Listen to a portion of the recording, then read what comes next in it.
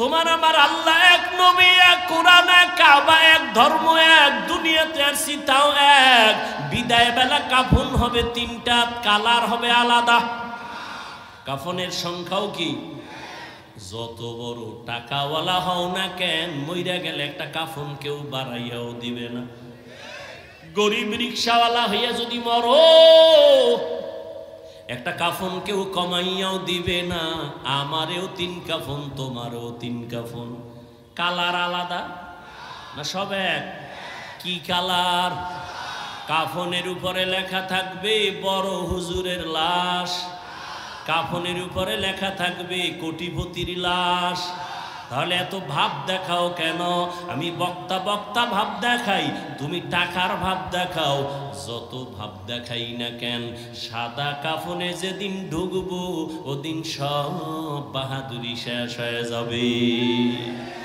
কবরের সাইজও হবে এক, কবরে রাখার পরে প্রশ্ন হবে 3টা, তাও এক। নাকি আপনাদের প্রশ্ন আলাদা? কে স্কুলে পড়ে, কে কলেজে পড়ে, কে মাদ্রাসায় পড়ে, কে হুজুর না, কে ডাক্তার, কে রোগী, কে ইমাম, কে মুক্তাদি, কে পীর, কে মুরিদ। সবার বেলায় প্রশ্ন 3টা। রবের পরিচয় দাও, ধর্মের পরিচয় দাও, রাহমাতুল লিল আলামিনের পরিচয় দাও। নবীজি বলেন এই 3টা প্রশ্নের জবাব যে দিবে তার জন্য কবর হবে রওজাতুম মির রিয়াজিল জান্নাহ। আর এই 3টা প্রশ্নের জবাব যারা দিতে পারবে না তাদের কবর হবে হুফরাতুম মিন হুফারিন নার। যারা জবাব দিবে তাদের জন্য ভালো, দিতে পারবে না কপাল খারাপ। এখন পারবে কারা? আমরা হুজুরেরা। কি হুজুর হইয়া কবরে জবাব দিতে পারবো গ্যারান্টি? আরে আমরা হুজুর কেন? রহমতের নবীর হাতে করা সাহাবা, 10 জন সাহাবা জান্নাতের টিকিট পাইছেন হাতে। পাইছেন না? তারা কত দামি, তাদের নামাজ কত সুন্দর, তেলাওয়াত কত সুন্দর, জিকির কত সুন্দর, তেলাওয়াত রোজা কত সুন্দর। জান্নাতের টিকিট পাইয়াও তারা জীবন ভর শুধু কান্না কান্না কান্না কান্না। রহমতের নবী বলেন আমি রাতের বেলা আমার হুজরায়, আম্মা জান আয়েশার হুজরায় আমি ঘুমায় গেছি। আমার চোখ ঘুমায়, আমার অন্তর ঘুমায় না। হঠাৎ রাতের গভীরে শুনি কান্নার আওয়াজ। রাতের গভীরে কে আমার মসজিদে কে কাঁদে? আমার চোখ সজাগ হয়ে গেল। আমি উইঠা তাকায় দেখি মসজিদে নববীর মধ্যে এই রাতের গভীরে অচেনা কেউ কাঁদে না। জান্নাতি সাহাবী, 1 নম্বরের সাহাবী জান্নাতি, আমার কলিজার আবু বকর নামাজে দাঁড়ায় দাঁড়ায় কান্না করে। মায়ার নবী হেঁটে হেঁটে বাইর হইলেন। এবার নামাজ শেষ, নবী পেছনে তাকায়া দেখে আবু বকর হাউ মাউ করে কাঁদতেছেন। নবী নামাজ শেষ করার পরে জিজ্ঞাসা করলেন আবু বকর, আপনি রাতের গভীরে সবাই ঘুমায়, আপনি কেন নামাজে দাঁড়ায় কান্না করলেন? আবু বকর বলেন ইয়া রাসূলুল্লাহ, আমি আমার মালিকের আদালতে কেমনে দাঁড়াবো সেই ভয়ে কান্না করতেছি। নবী বললেন আপনাকে তো আল্লাহ জান্নাতের টিকিট দিয়েছেন, আবার ভয় কেন?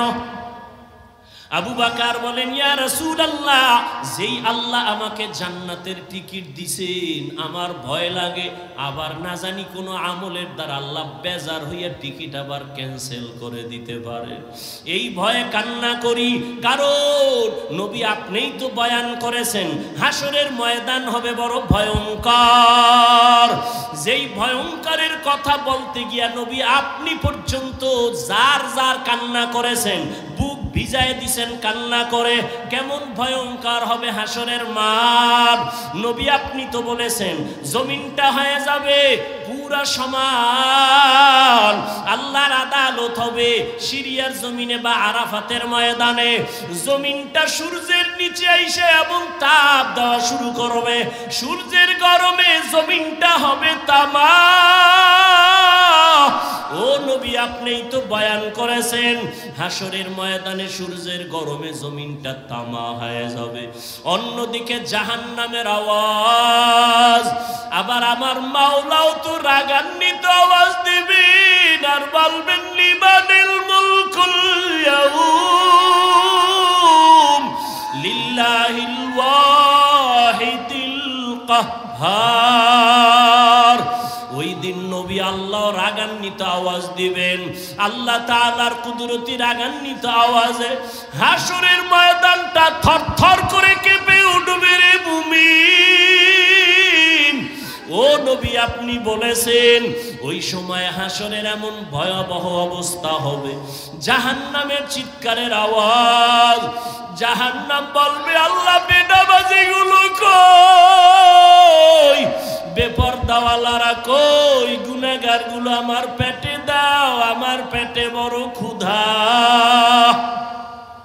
জাহান্নামের আওয়াজে আল্লাহ বলবে ফেরেশতারা জাহান্নামের গলায় ৭০,০০০ শিকল লাগাইয়া ধর, সামনের দিকে যেন আসতে না পারে, আমি বিচারটা শেষ করে নেই তারপরে ওর খোরাক দিব। জাহান্নামকে ধৈর্যই রাখতে পারে না। এমন এক অবস্থা রহমতের নবীও কান্না শুরু করবেন, আল্লাহ জাহান্নামের ফিরাও, আমার একটা উম্মতেরও যেন ধরতে না পারে। আমার উম্মতের যদি জাহান্নাম খাইয়াই ফালায় আমি জান্নাতের দরওয়াজায় যাব না। তখন আবার আল্লাহ ফেরেশতাকে ডাকবে, আয় আয়। আল্লাহ কুদরতের হাতে একটু পানি দিয়া বলবে জাহান্নামের গায়ে পানিটা ছিটাইয়া দাও। ছিটাইয়া দেওয়া মাত্র জাহান্নাম দ্রুত গতিতে পেছন দিকে ভাগতে থাকবে। ফেরেশতারা বলবেন আল্লাহ ৭০,০০০ শিকল লাগাইয়া যেই জাহান্নামকে ধরে রাখতে পারলাম না, এমনকি বরকতের পানি দিলা, একটু পানি দেওয়া মাত্র জাহান্নামের এমন দৌড় পেছন দিকে ভাগা শুরু হয়ে গেল। ও আল্লাহ এটা কোন বরকতের পানি? এটা কি হাউজে কাউসারের পানি, নাকি আবে হায়াতের পানি, নাকি দুনিয়ার কোন সমুদ্রের পানি, নাকি জমজমের পানি, নাকি এটা বৃষ্টির বরকতি পানি? আল্লাহ বলবে না ফেরেশতা, এই পানিটা আবে হায়াতের পানিও না, এই পানিটা কাউসারের পানিও না, এই পানিটা জমজমের পানিও না, এই পানি আমার নবীর গুনাহগার উম্মতের চোখের পানি। রহমতের নবী বলেন জমিনের মধ্যে সর্বশ্রেষ্ঠ হলো একদল উলামা। আবার যদি তোমরা খারাপ কাউকে খুঁজতে থাকো, জমিনের মধ্যে নিকৃষ্ট একদল মানুষ থাকবে, তাও হবে উলামা।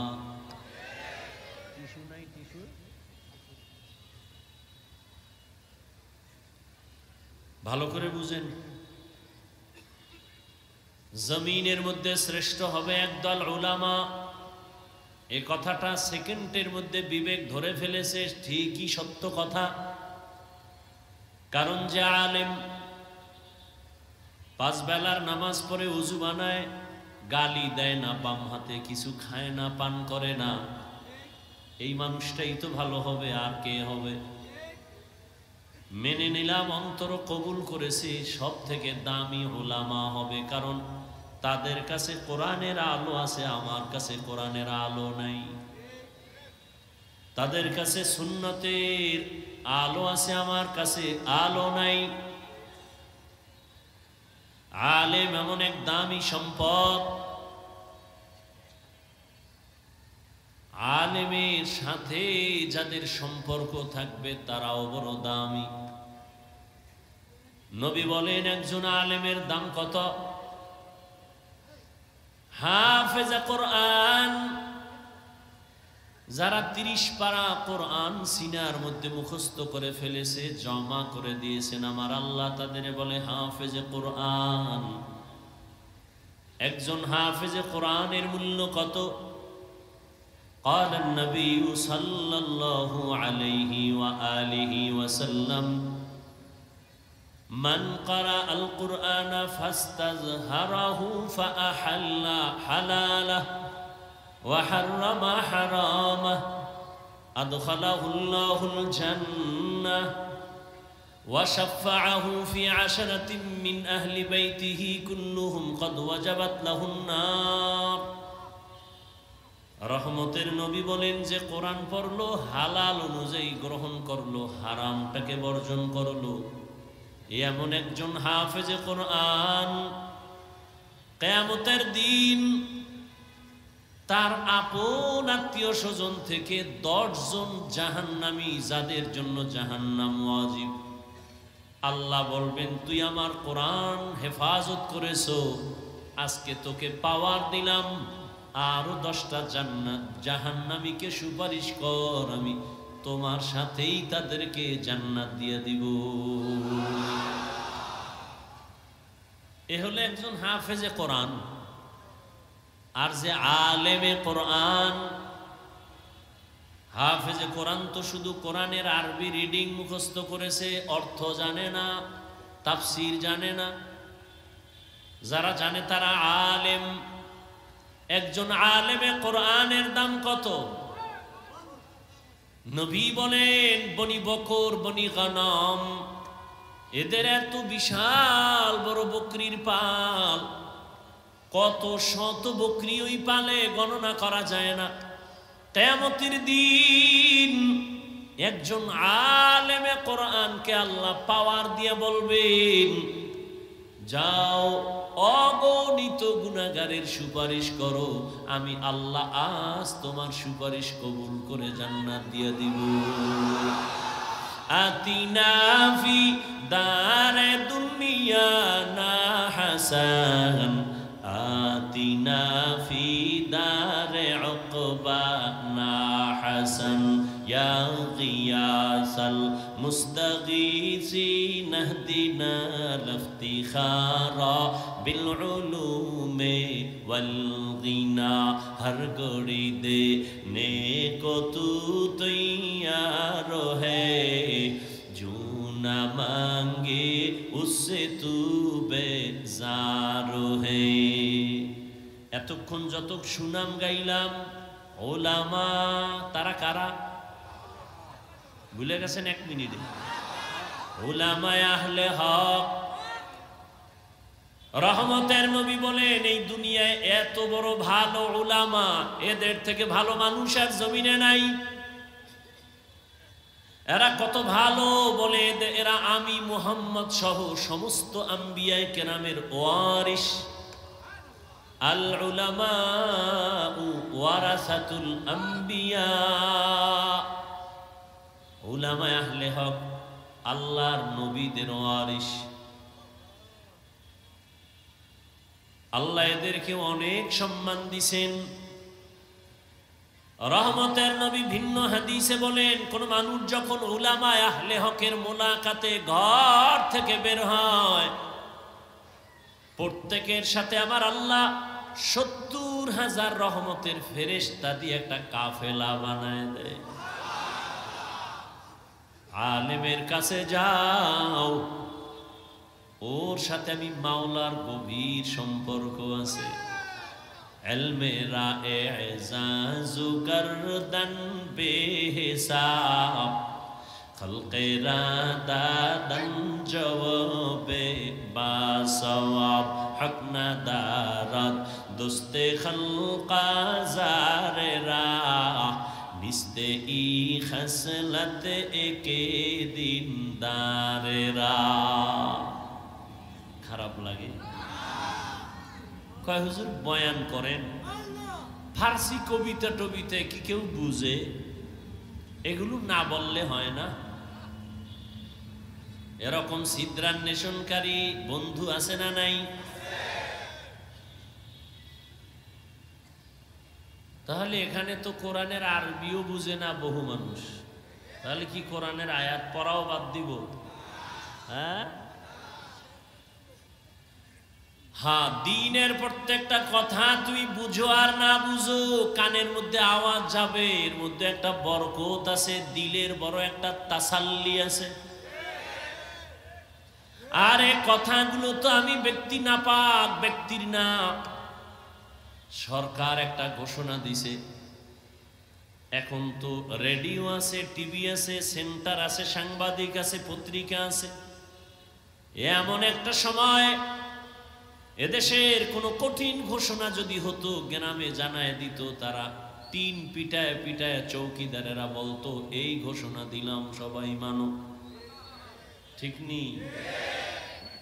চৌকিদার ঘোষণা দেয় রাত্র 8টার পরে কোনো দোকান যেন খোলা না থাকে, মানুষ যেন বাহিরে হাঁটাচলা না করে, জালেম আর সন্ত্রাসীদের উৎপাত বেড়ে গেছে।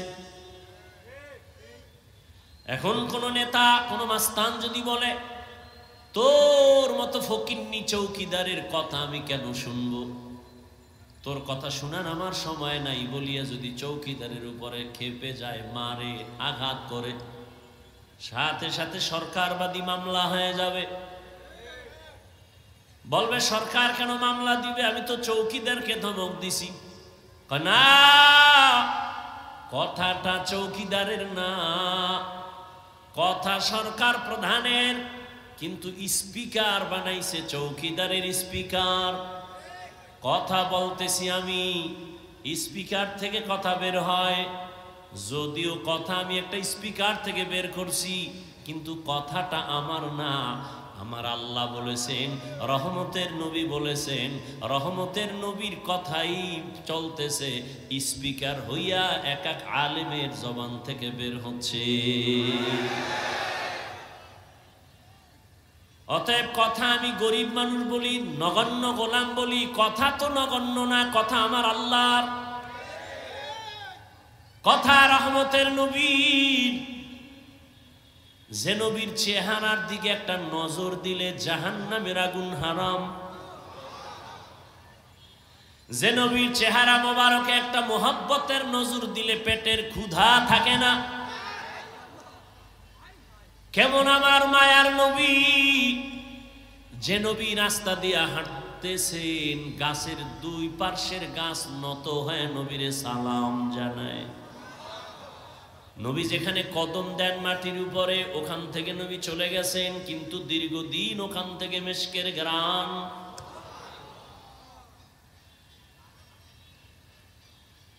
এই নবীর নিয়ে টানাটানি, নবীজির ঘাম থেকে মিশকের ঘ্রাণ। দুনিয়াতে আরো নবীর দাবিদার বহু মিথ্যাবাদী আছে, তাদের ঘাম থেকে কোনো ঘ্রাণ আসিল না। তারা যদি এত দামি হয় তো এই নবী দাবি কইরা বাথরুমে মরে কেন? ভালো এই জন্য। हकीकत से तू दुनिया बेखबर है, दुनिया की नुमाइश पर नजर है। नबी नमी गोयम के अज दुनिया जुदा बाश, बहर कारे के बाशी बा खुदा बाश। ওলামায়ে কেরাম বড় দামি এক সম্পদ। ওলামায়ে কেরামের দ্বারাই তো আমরা আল্লাহকে চিনেছি, ওলামায়ে কেরামের মাধ্যমেই তো আমরা কালেমা শিখেছি, নামাজ শিখেছি, কিবলা চিনেছি, মা বাবার সম্মান করা শিখেছি। আজকে যদি বগুড়ার সেই সন্তান কোন আলেমের সাথে সম্পর্ক রাখত, ওই সন্তান কোনদিন মাকে জবাই করত না। আলেমের সাথে যত সম্পর্ক থাকবে ওই সন্তান ভালোর দিকে আগাবে, সৎসঙ্গে স্বর্গবাস, অসৎসঙ্গে সোহবতে সালে তোরা সালে কুনাত, সোহবতে দালে তোরা তালে কুনাত। এক জামানা সোহবতে বা আউলিয়া বেহতে রসদ সালা তাআত বেরিয়া। হাকিমুল উম্মত, মুজাদ্দিদুল মিল্লাত, শাহ আশরাফ আলী থানবী ফারুকী রহমাতুল্লাহ আলাইহি বাংলাদেশে আসছিলেন। বাংলাদেশের ওলামায়ে কেরাম বয়ান শুনতেছেন। এক সময় তাকে একটা প্রশ্ন করেছিলেন হযরত, হাদিসে পাকে আছে সন্তান মোহাব্বত লাগায় যদি মা বাবার চেহারার দিকে তাকায় বাইতুল্লাহ পায়, বাইতুল্লাহর জিয়ারতের সওয়াব পায়। মা বাবার দিকে তাকাইলে বাইতুল্লাহর হজের সওয়াব, ঠিক না? তার মানে বাইতুল্লাহ জিয়ারতের সওয়াব মানে বাইতুল্লাহই পায় মা বাবার দিকে তাকালে। কিন্তু আমরা ওলিয়া উলিয়া যারা ওলামায়ে আহলে হক এদের দিকে তাকাইলে আমরা কি পাবো? মা বাবার দিকে তাকাইলে বাইতুল্লাহ পায়, বাইতুল্লাহর জিয়ারত পায়, কবুল হজের সওয়াব। সাহাবায়ে কেরাম বলেন কয়বার? কয় যতবার তাকাইবা ততবার। থানবী রহমাতুল্লাহ আলাইহিকে প্রশ্ন করলেন, উলামায়ে আহলে হক যারা আহলুল্লাহ ওলিয়া উলিয়া তাদের দিকে তাকাইলে কি পাবো? হাকিমুল উম্মাত শাহ আশরাফ আলী থানবী ফারুকী রহমাতুল্লাহ আলাইহি বলেন, একটা সন্তান মা বাবার চেহারার দিকে তাকাইলে বাইতুল্লাহ পায়, বাইতুল্লাহর জিয়ারত পায়। কিন্তু একজন আল্লাহর আশিক যখন একজন কোরআনওয়ালা তাকওয়াওয়ালা আহলুল্লাহ ওলিয়ে কামেল এর দিকে তাকায়, শুধু বাইতুল্লাহ পায় না, বাইতুল্লাহর মালিকের পেয়ে যায়।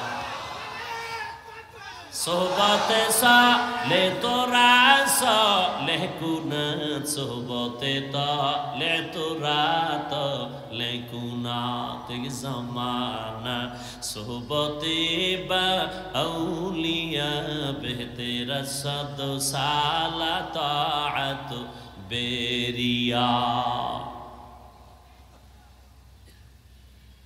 বলতেছিলাম উলামায়ে আহলে হক অনেক দামি।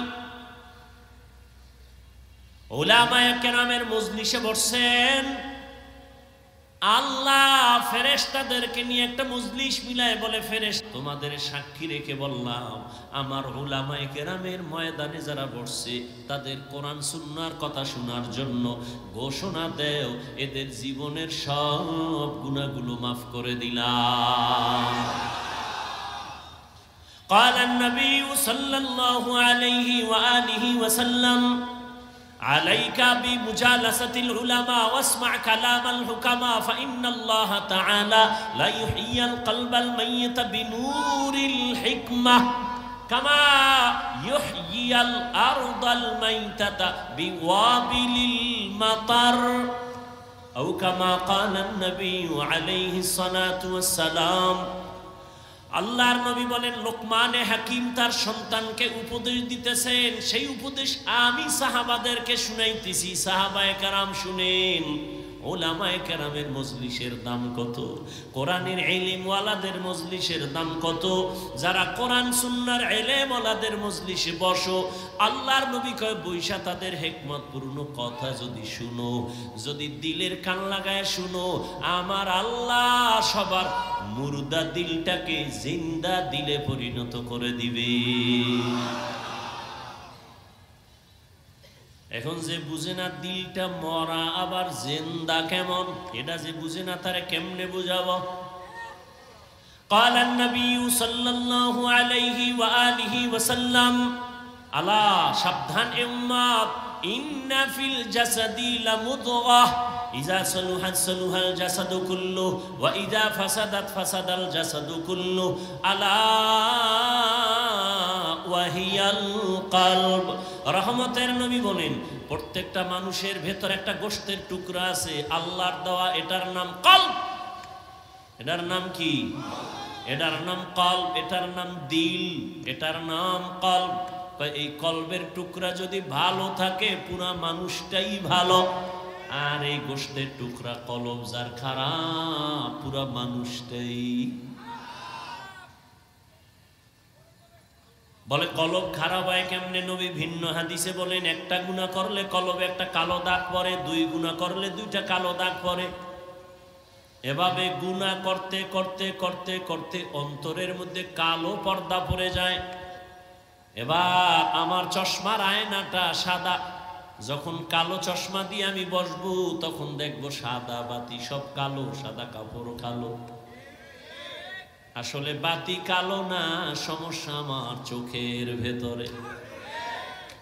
জমিনের ভিতরে কোরআনের বয়ান ভালো, উলামা আহলে হক ভালো, ওয়াজ মাহফিল ভালো, মাদ্রাসা ভালো, মসজিদ ভালো, পীর মুরিদি ভালো, চরমনাই ভালো, উজানি ভালো, বাহাদুরপুর ভালো, জনপুর ভালো, বাহাদুরপুর ভালো, ফুরফুরা ভালো, নানুপুর ভালো, হাটহাজারি ভালো, লালবাগ ভালো, মালিবাগ ভালো, মাদ্রাসা ভালো, উলামায়ে কেরাম ভালো। যারা বলে ভালো না, ভালো না, ভালো না, আসলে ওদের কলব বড় খারাপ।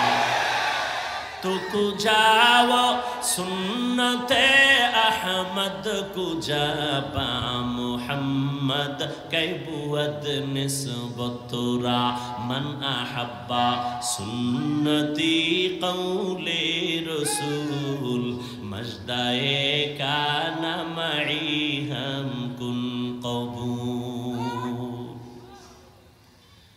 নবীজি বলেন উলামায়ে কেরামের মজলিসে বসলে মুর্দা দিল কি হয়? দিল কিন্তু দুনিয়াতে আসার সময় জিন্দা ছিল, তাজা ছিল। قال النبي صلى الله عليه وآله وسلم ما من مولود إلا يولد على الفطرة فأبواه يهودانه أو ينصرانه أو يمجسانه إلى آخر الحديث। নবী বলেন যত সন্তান ভূমিষ্ঠ হয় তার কলবের গোশতের টুকরা থাকে স্বচ্ছ, পরিষ্কার, পবিত্র।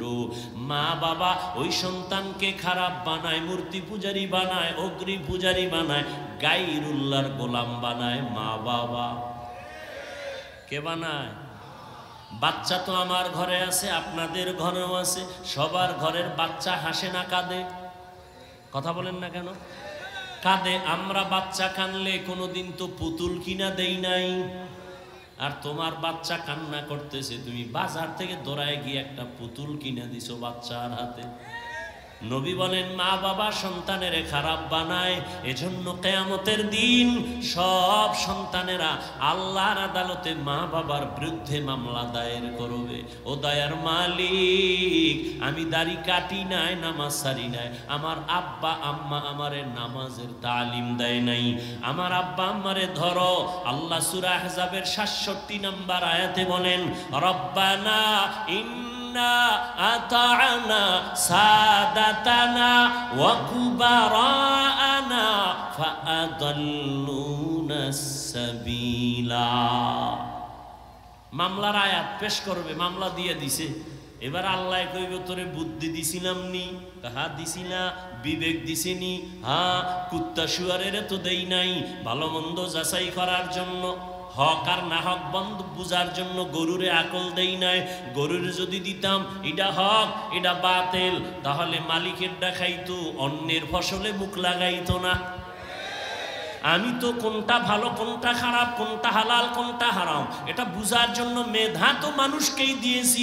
এরপরও যদি মানুষ হালালটা পাইলেও খায়, হারামটাও খায়, গরুর মতো ভেদাভেদ না করে, আল্লাহ কয় তোর থেকে গরু অনেক ভালো। তুই গরুর থেকে খারাপ, তুই গরু না, গরু না, গরুর থেকে। আল্লাহ কোরআনে সূরা আরাফ 9 পারায় বলেন ওয়ালাকাদ জারানা লি জাহান্নামা কাসীরাম মিনাল জিন্নি ওয়াল ইনস লাহুম কুলুবুন লা ইয়াফকাহুনা বিহা ওয়া লাহুম আ'য়ুনুন লা ইবসিরুনা বিহা ওয়া লাহুম আযানুন লা ইয়াসমাউনা বিহা উলাইকা কাল আনআমি বাল হুম আদাল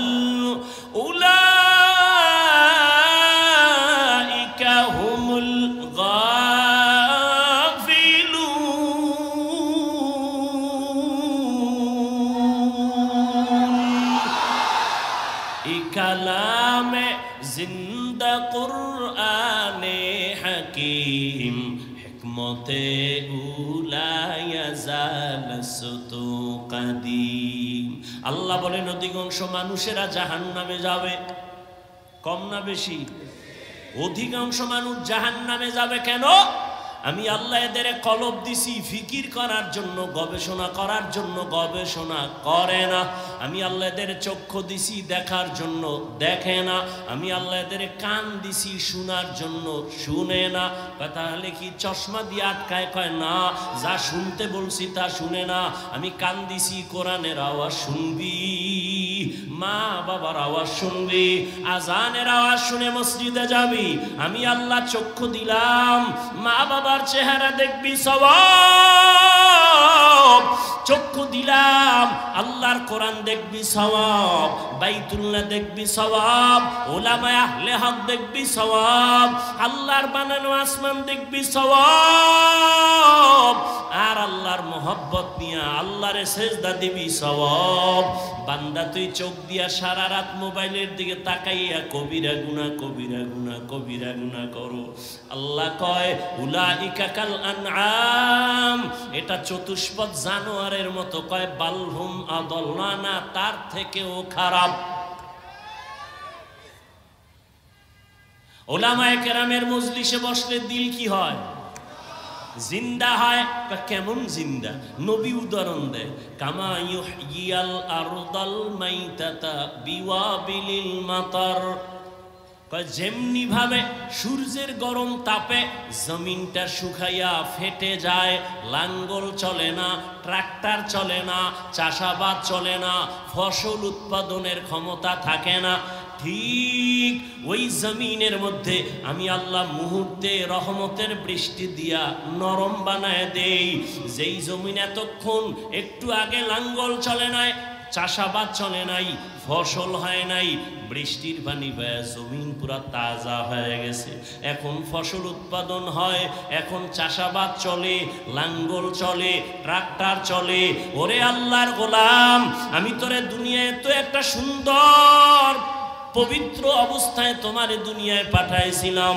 এখন তুমি গুনাহ করে করে, হাতের গুনাহ, চোখের গুনাহ, কানের গুনাহ, অন্তরের গুনাহ, গীবত শেকায়াতের গুনাহ, মিথ্যা কথার গুনাহ, অন্যের হক নষ্ট করার গুনাহ, জুলুম করার গুনাহ, মা বাবার সাথে বেয়াদবির গুনাহ, ওলামায়ে কেরামের সাথে বেয়াদবির গুনাহ। এই গুনাহ করে করে তোমার কলবটা ওই সূর্যের তাপের মতো মাটি যেরকম ফেটে যায়, তোমার অন্তরটা ভেঙ্গে ভেঙ্গে টুকরা টুকরা হয়ে গেছে।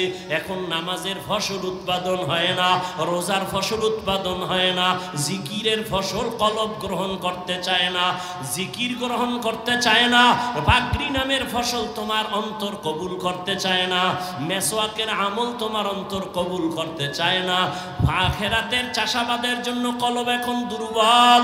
কয় আলেমদের মজলিসে যদি অন্তরকে দুর্বল করে বসো, আমি আল্লাহ কুদরতে রহমতের বৃষ্টি যখন বর্ষণ করব, সিনার মধ্যে গিয়া ধাক্কা লাগতে থাকবে, ধাক্কা লাগতে থাকবে, ধাক্কা লাগতে থাকবে। একজনের সিনায় যখন রহমত আসবে, ওখান থেকে আর একজনের সিনায় লাগবে, আর একজনের সিনায় লাগবে, লাগতে লাগতে লাগতে লাগতে অন্তরটা কেমন যেন তাজা তাজা এক ভাব।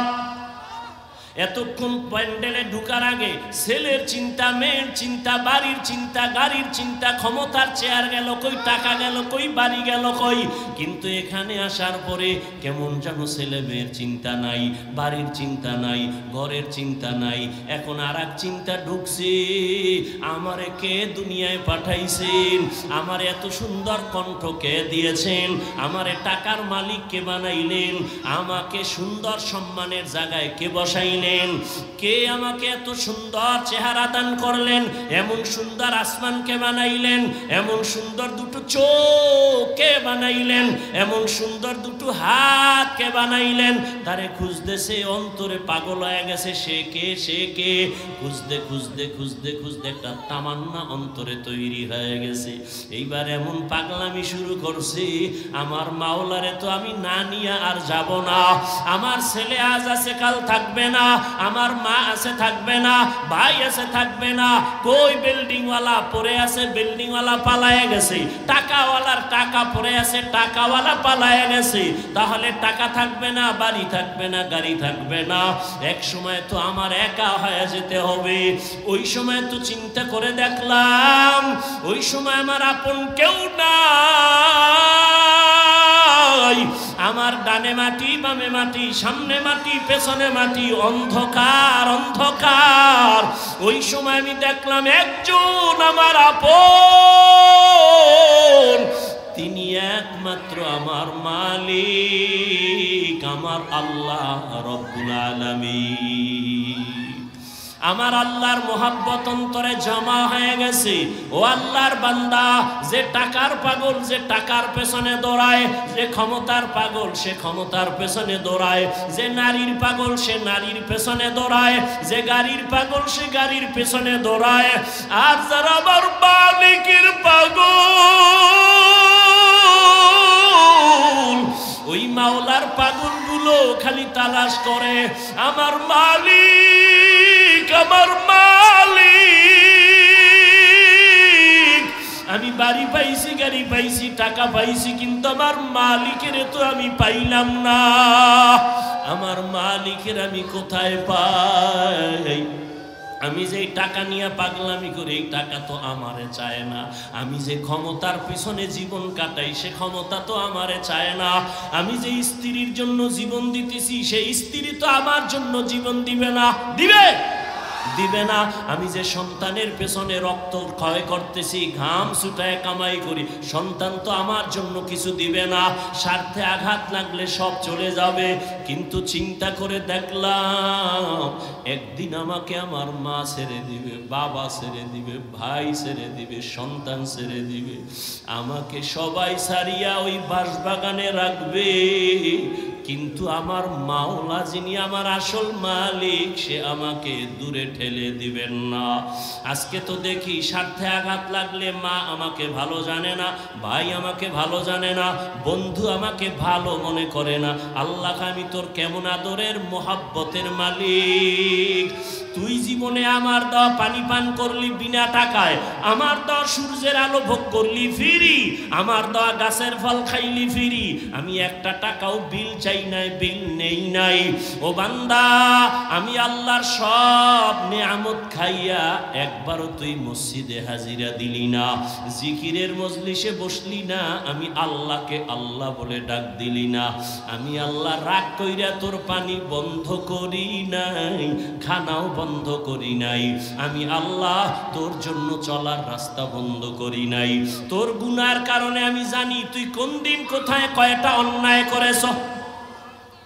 অন্ধকারে মোবাইল নিয়ে গুনাহ করেছো, আমি আল্লাহ সব তাকাইয়া তাকাইয়া দেখেছি। তুই চোখের দ্বারা কয়টা গুনাহ করেছো, হাতের দ্বারা কয়টা গুনাহ করেছো, কেউ জানে না, দরজা জানালা বন্ধ। আমার রহমতের দরজা তো বন্ধ নাই।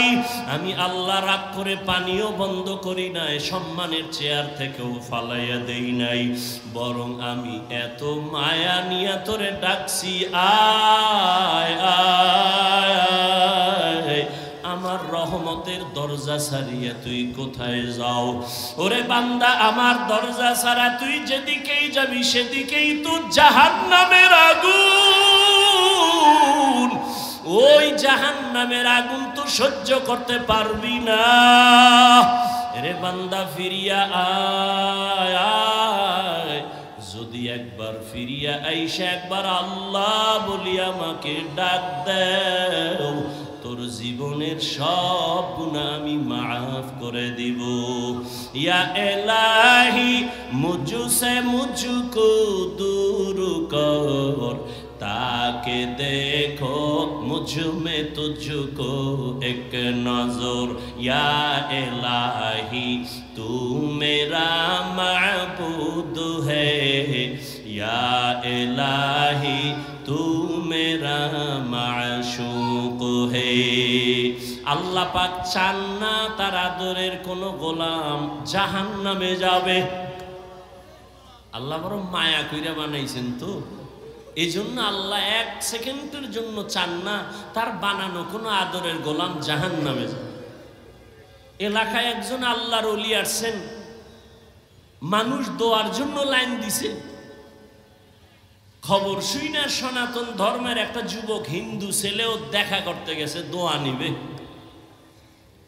আল্লাহর ওলির সামনে গিয়া যখন দাঁড়ায় গেল, সুদর্শন ছেলেটা হুজুরে হাত বাড়ায় দিছে, সালাম।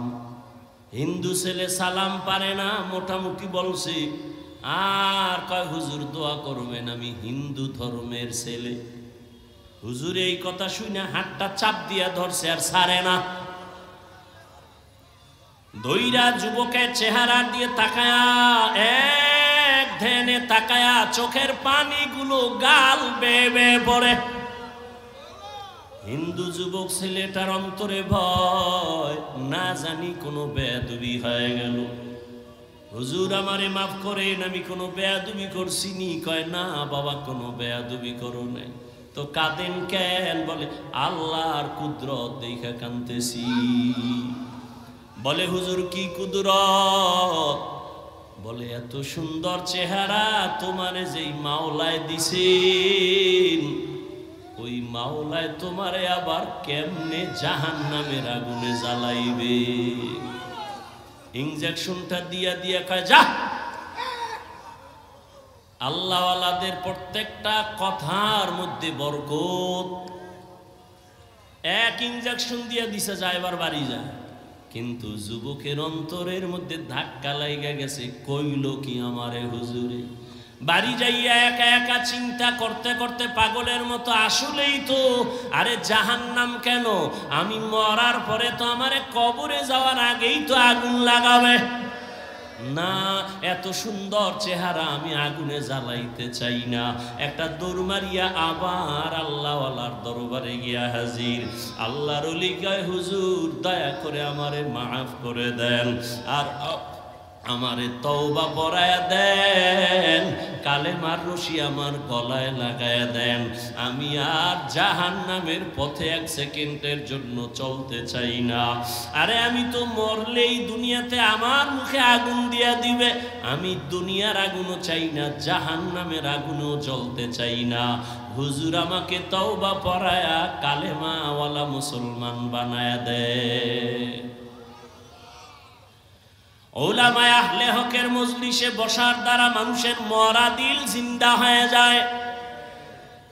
এই জন্যই তো বলি, যারা বলে আমরা ওলিয়া উলিয়া মানি না, উলামায়ে কেরাম চাই না, ওরা বাতিল, ওরা ধোঁকাবাজ, ওদের দুনিয়াও বরবাদ, আখিরাতও বরবাদ। এই যারা দুনিয়া দুনিয়া জিকির করে, আল্লাহর জাত ও সিফাতের কসম, যারা নামাজে দাঁড়াইয়াও দুনিয়া, দোকান, সক্ষমতা, এই সেই, আমি তো হিসাব পরিপূর্ণ করে দেখছি, ওরা দুনিয়াও পায় না, আখিরাতও না। এ দুনিয়া দুনিয়া দুনিয়া কইরা কইরা পালাইছে, জুতা নেওয়ার টাইম নেই, পাইছে দুনিয়া।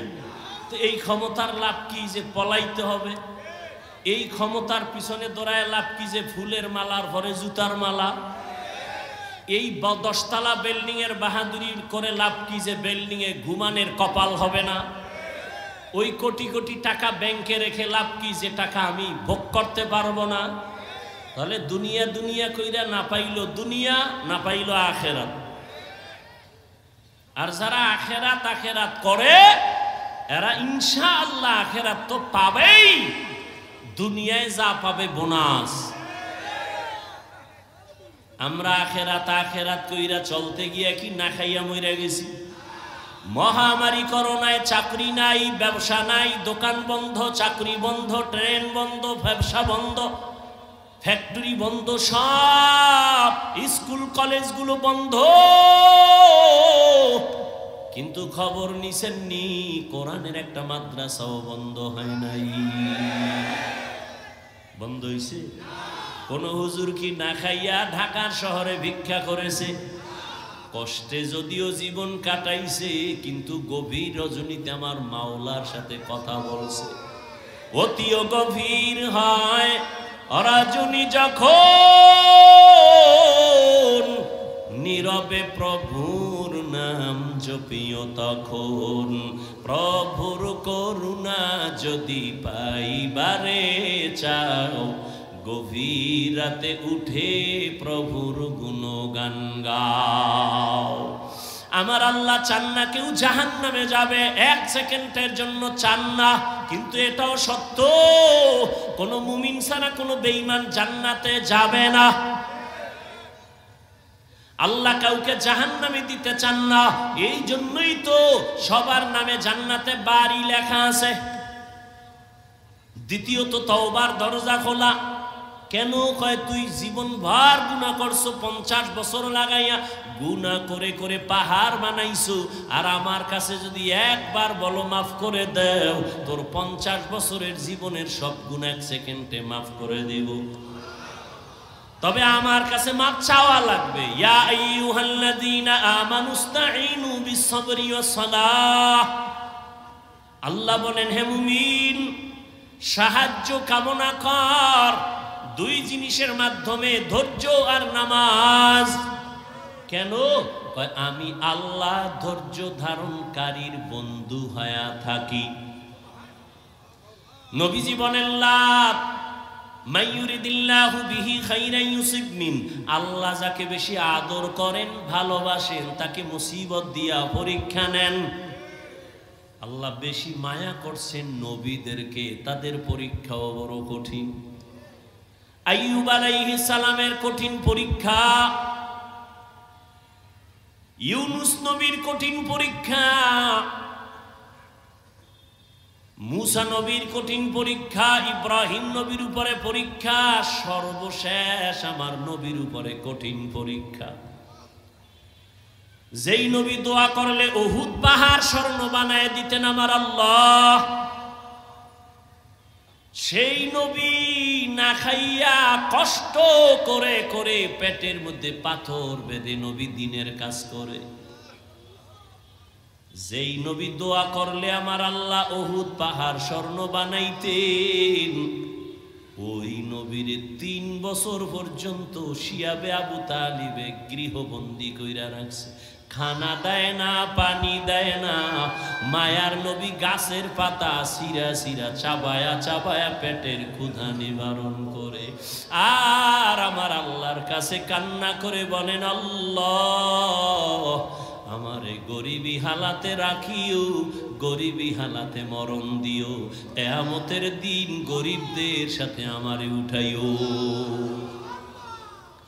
আমার নবী বলে, গরিবেরা বড় লোকের বাড়ি গাড়ি দেখে আফসোস করিস না। যদি গরিবী হালাতে আমার মাওলারে নিয়ে কবরে যাইতে পারো, আমার আল্লাহ ধনী লোকের 500 বছর আগে গরিবের জান্নাত দিয়া দিবে। বেহেশত আযা কে আজারে নবাশত কাছে রাবা কাছে কারে নবাশো। আল্লাহ বলেন, সাহায্য প্রার্থনা করো। কেন? মুমিনকে বললেন কেন? জান্নাত শুধু মুমিন পাবে, কোনো বেঈমান পাবে না। মুমিনকে আল্লাহ বলেন, গায়ের জোরে আগাইতে পারবা না, কারণ তুমি জন্মগত দুর্বল। ওয়া খুলিকাল ইনসানু যায়ীফা।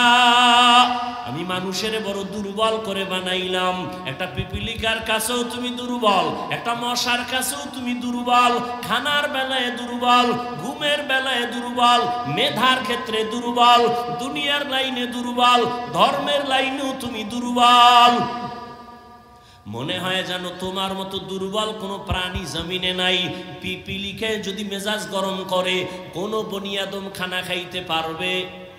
মশায় যদি মেজাজ গরম করে, কোনো বনি আদম রাতের বেলা ঘুমাইতে পারবে না। ও বান্দা, তুই এত দুর্বল, এত দুর্বল। একটা গরুর কাছে তুই কত দুর্বল।